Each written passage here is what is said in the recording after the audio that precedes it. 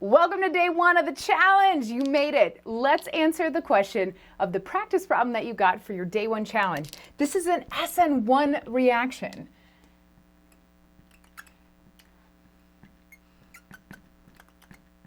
Now this is an SN1 reaction because it goes through a carbocation intermediate.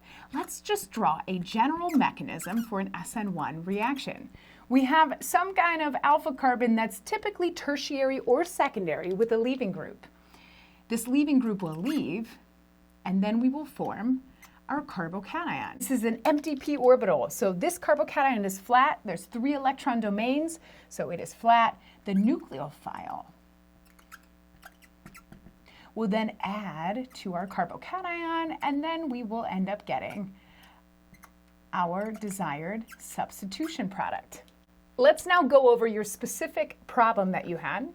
All right, so for this reaction, we had a tertiary alcohol, and then we had HBr that we were reacting it with. Now, when you're looking at this, you realize you don't have a leaving group, and so you need to make this a leaving group first. What we're going to do is an acid-base reaction, and we're going to react our alcohol here with the HBr, which is a very strong acid. Let's draw what we have from here. We have now protonated our alcohol.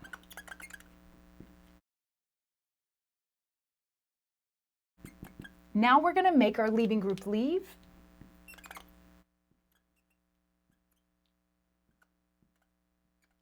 Now we have our carbocation. And what happened here in this first step? Well, we still have some Br minus present. So we also have our conjugate base here. And this is now going to attack our carbocation.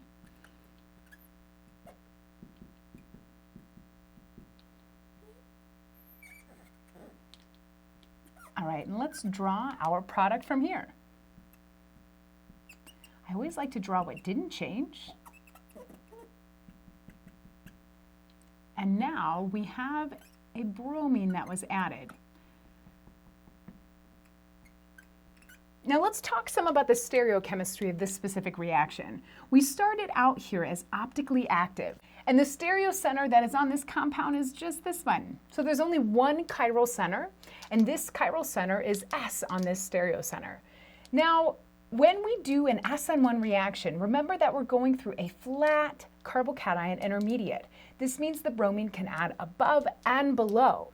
That means that we're going to have a scrambling at this chiral center. It is no longer just going to be optically active or just S here. We now have both enantiomers. So we're going to write racemic as our product.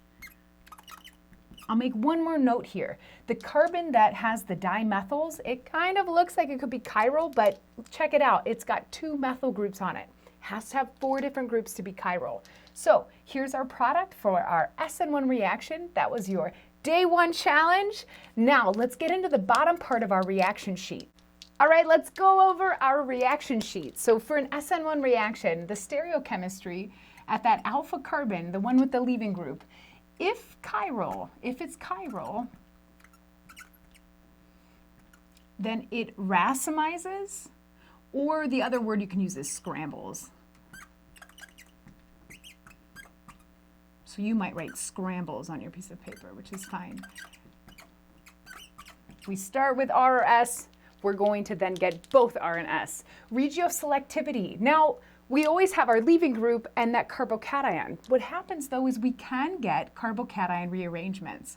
So remember that secondary carbocations can move to tertiary carbocations. So this is that carbocation rearrangement.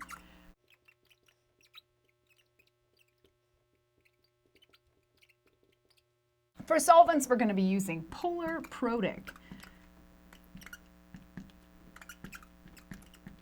These are the ones that have hydrogen bonding, so you might want to write that down as well. Now for notes, this is totally fair game to write whatever you need to.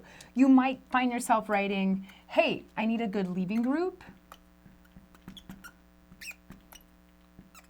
Maybe a second note you might write is that the carbocation needs to be able to form, so either stabilize by resonance, or you could write something about, so your C+, you could maybe write tertiary is better than secondary, which is much, much better than primary.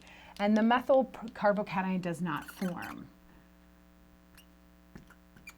Another note that you could write is about the nucleophile. You need a nucleophile, that's a weak base, or non-basic. On your piece of paper, you could also be writing down specific nucleophiles. You might want to write down water or ROH. In the comments below, let me know what you wrote down for your notes and on the bottom part of this reaction sheet. Now remember, these reaction sheets are for you, so your reaction sheet's going to look different than someone else's. You want to use this as an opportunity to remind yourself of things that maybe you forget about the SN1 reaction. One thing's for sure, when you write out your reaction sheet, you are going to remember this concept even better. All right, I will see you tomorrow on day 2 of our 5-day challenge, and we'll make our second reaction sheet tomorrow.